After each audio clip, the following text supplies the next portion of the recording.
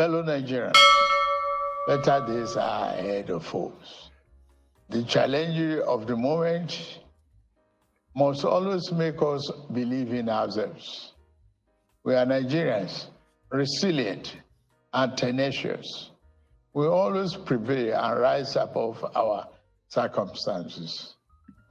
I urge you to believe in our nation's promise.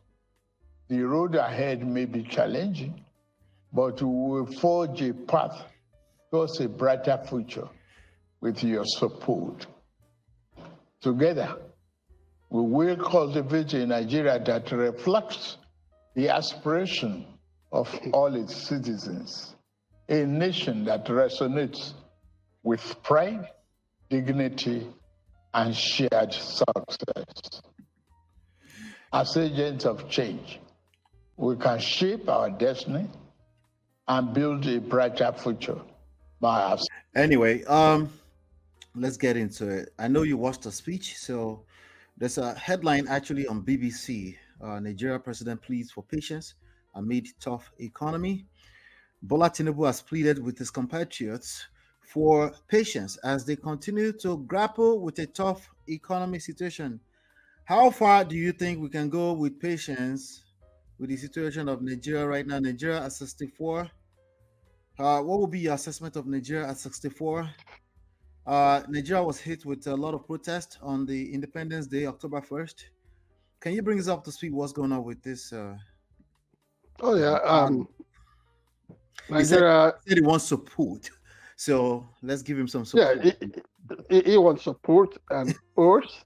I mean, you saw me smiling, jiggling a little bit because sometimes I try to, understand Bola Tinubu's attempt at doing stuff with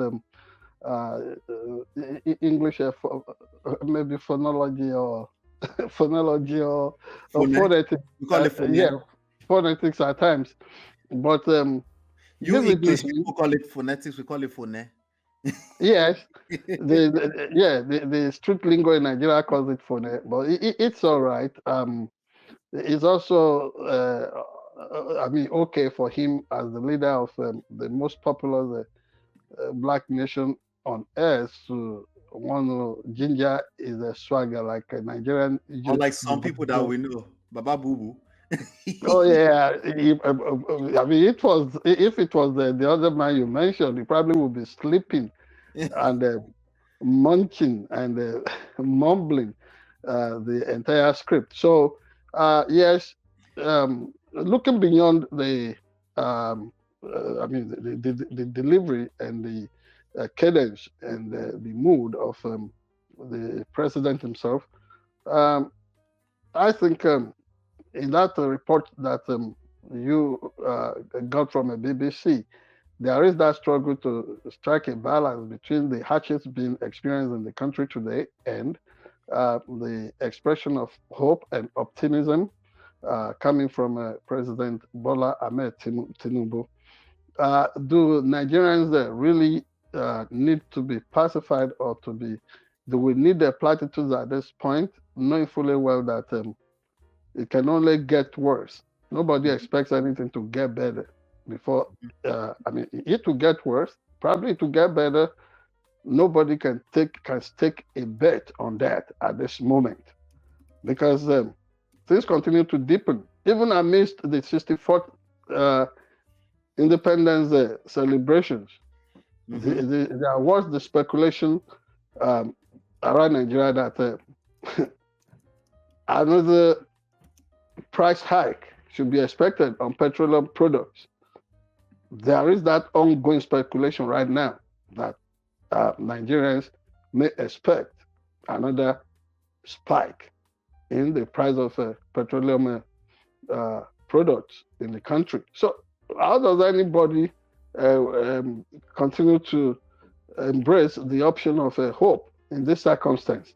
So yeah, let us give it to him that he had a speech to make, and he gave a speech. But do not forget that speech in totality came as a kind of another round of electoral promise, instead of just celebrating the hopes, the courage, the faith, and the survival that the nation should be thinking of, or that citizens around the country and the diaspora should be thinking of concerning Nigeria. So even as that was going on, Tinubu is no longer in the country. He's hags for, you cannot even, nobody can tell. I mean, they will tell you he's somewhere, but you will find him somewhere else. So there is so much opaqueness around what the administration in Nigeria is doing. But let us cast our mind back to the hopes of Nigeria becoming one of the greatest nations on the face of the earth. As at the time of independence, 1960, if my history serves me right, and if my research that I did a few years back, probably Nigeria was part of other 16 or 16, 17 countries that secured independence that same year in 1960. Right.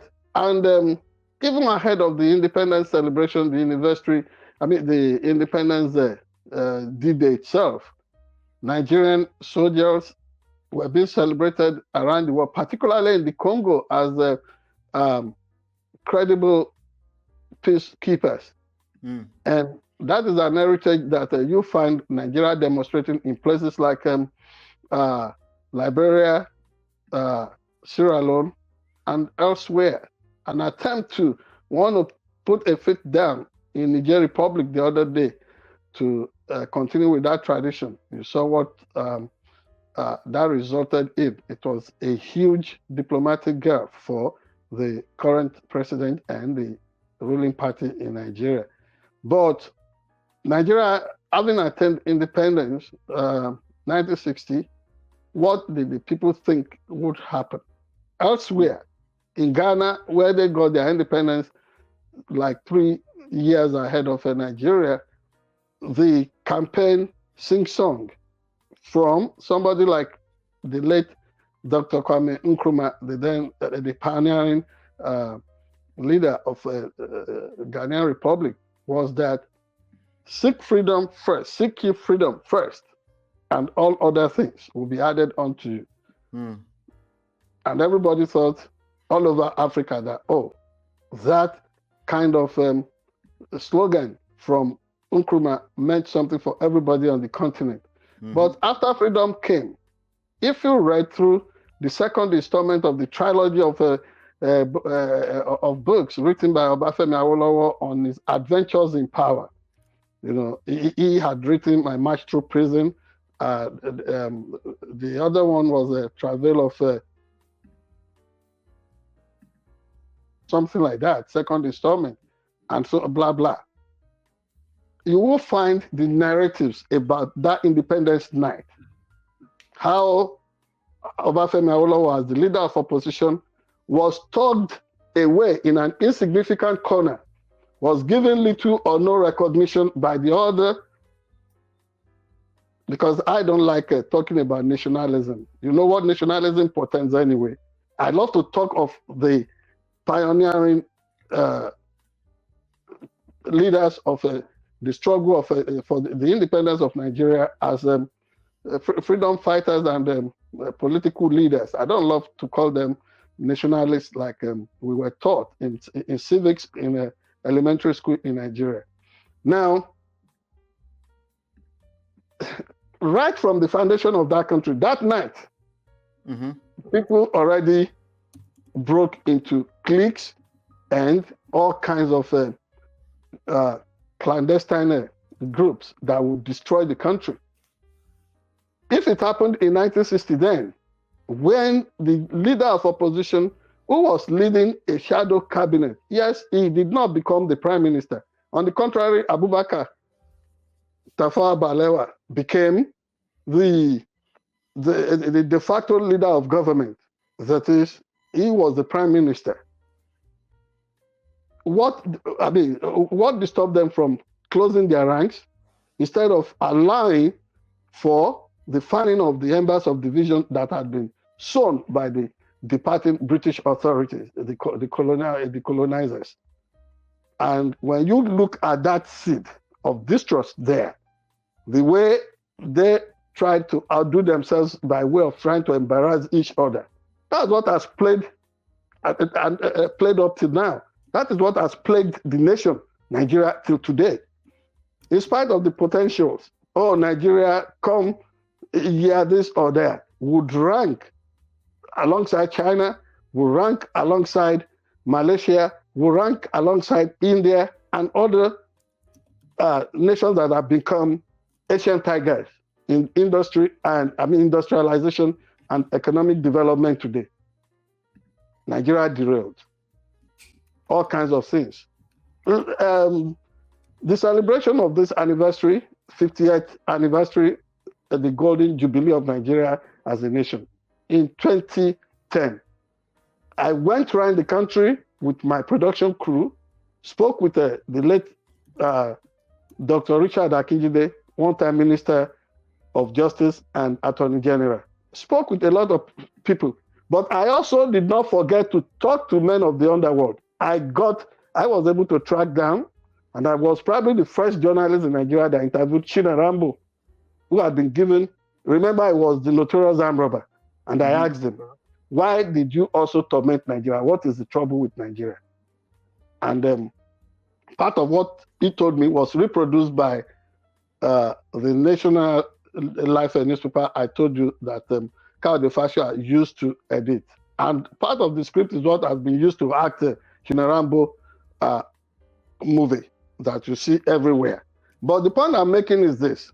Whether you're talking of politicians, whether you're talking of soldiers,